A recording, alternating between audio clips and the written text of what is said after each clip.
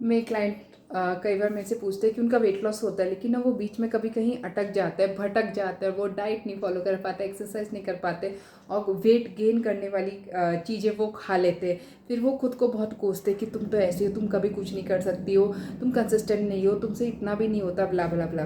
तो मैं उनसे पता है क्या सवाल पूछती हूँ कि मान लो आप दिल्ली जाने वाले हैं और बाई मिस्टेक आप दिल्ली की ट्रेन में बैठे हैं और आप जयपुर की ट्रेन में उतर गए, भूल से भटक गए थे आप, तो आप क्या करेंगे? क्या आप जयपुर की स्टेशन में बैठ के ये सोचेंगे मैं ऐसी क्यों हूँ, मैं खुद को नेगेटिव लेबल दिखाएंगे और टाइम वेस्ट करेंगे ओवर थिंकिंग में, या फिर आप किसी से पूछेंगे भैया दिल्ली जाने वाली ट्रेन कौन सी, और आप दिल्ली की ट्रेन में फटाक से बैठ के दिल्ली पहुँचेंगे? आंसर सवाल है ना, इजी है आंसर, कि आप तुरंत दिल्ली जाने की ट्रेन में बैठेंगे। तो आपका जो डेस्टिनेशन है वो है आपका गोल। तो अगर आप अपने गोल से हट गए, आप वेट लूज नहीं कर पा रहे, तो क्या होगा? आप अगर वेट लूज नहीं कर पा रहे हो तो आपको खुद को ओवर थिंकिंग नहीं करना है, आपको ओवर एनालिसिस नहीं करना है। आपको ये नहीं सोचना है कि मैं दुनिया में, मुझ में ही कोई प्रॉब्लम है, मेरे साथ ही ऐसा हो रहा है, कोई मेरे को प्यार नहीं करता है, ब्ला ब्ला।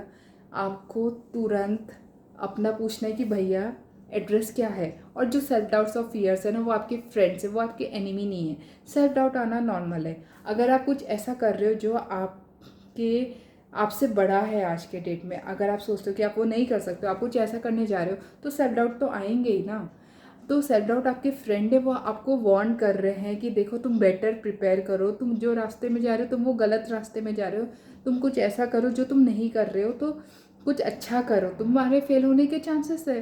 फियर क्या है? फियर भी हमें बता रहा है कि तुम शायद गलत रास्ते भी, या तुम्हें शायद ज़्यादा प्रिपरेशन की ज़रूरत है, खुशबू। तो फियर और सेल्फ डाउट हमेशा आएंगे हमारी लाइफ में, और हमेशा हम जो ट्रेन में, वेट लॉस की ट्रेन में बैठे हैं, तो हम उससे उतरेंगे, कई बार हम भटकेंगे। तो जब भी हम भटकते हैं हमें क्या करना है? हमें एड्रेस पूछना है कि भैया यहाँ जाना है तो यहाँ हम कैसे जाएं, ना कि ओवर थिंकिंग में टाइम वेस्ट करना है। क्योंकि हम जितना ओवर थिंकिंग में टाइम वेस्ट करेंगे हम उतना ज़्यादा और भटकेंगे। हम where attention goes energy flows.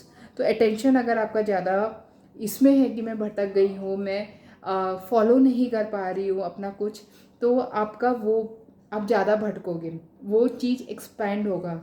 और अगर आप इस पे फोकस करोगे कि मैं कैसे अपने गोल की तरफ पहुँचूँ, मैं कैसे अपने डेस्टिनेशन में पहुँचूँ, तो आप उसको ज़्यादा एनर्जी दोगे। तो आपको आपका थॉट्स और इमोशन उस पर इन्वेस्ट करना है जहाँ आप जाना चाहते हो। आपको अपना थॉट्स और इमोशंस वहाँ नहीं इन्वेस्ट करना है कि मैं कहाँ भटक गई हूँ, मैं क्यों भटक गई हूँ, किसी को मेरी परवाह ही नहीं है, मुझे, मेरे पास सपोर्ट नहीं है, मेरे पास टाइम नहीं है, मेरे पास रिस्पॉन्सिबिलिटी ज़्यादा है। इसको बोलते हैं भटकना। इसको ज़्यादा थॉट्स और इमोशन इसमें इन्वेस्ट किया तो ये चीज़ें और बड़ी होंगी।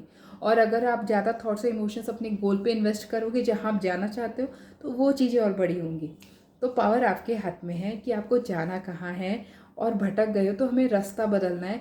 सेल्फ डाउट और फियर्स हमारे फ्रेंड्स है, और हम कई बार उस ट्रेन में उतरेंगे। ये सिचुएशन हमारी लाइफ में कई बार आएगा जब हमें लगेगा कि हम भटक गए, तब हमें वापस वो ट्रेन पकड़ना है और हमें पूछना है कि मैंने कैसे वेट लूज़ किया इतना, और मुझे वेट लूज़ करना है, क्यों करना है, ऐसा सब सोचना है।